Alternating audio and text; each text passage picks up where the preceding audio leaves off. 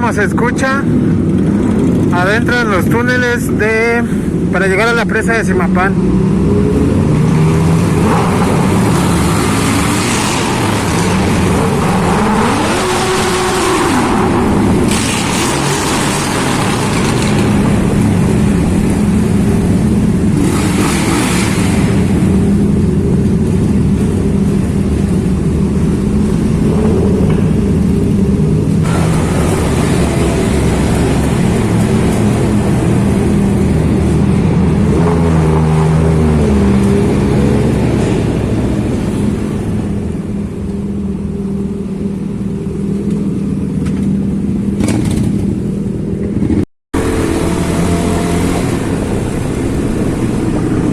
Les voy a dejar así el video completo sin editar, nada más va a tener un corte para que vean todo el paso completo de los túneles. Desde cómo se escucha y ya esta ya es la presa de Zimapán. Aquí ya andan pescando y todo el show. Se los voy a dejar así completos sin editar ni nada, nada más para que los conozcan.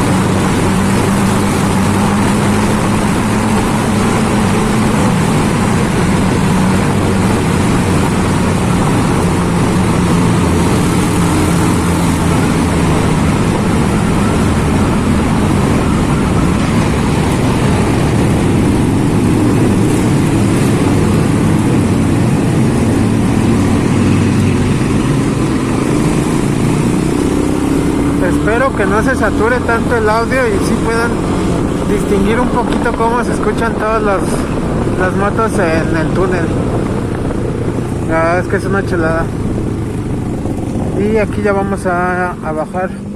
Vamos a la parte de aquí ya para comer. Igual y nada más les pongo unas tomillas de las motos para que vean en cuáles son en las que venimos.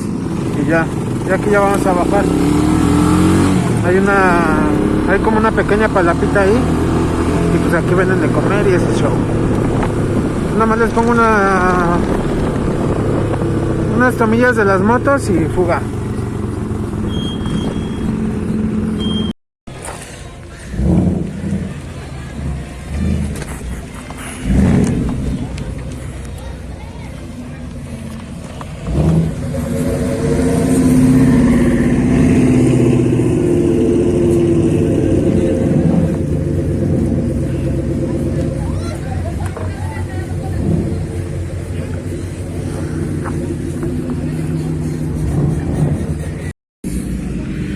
Ya vamos saliendo.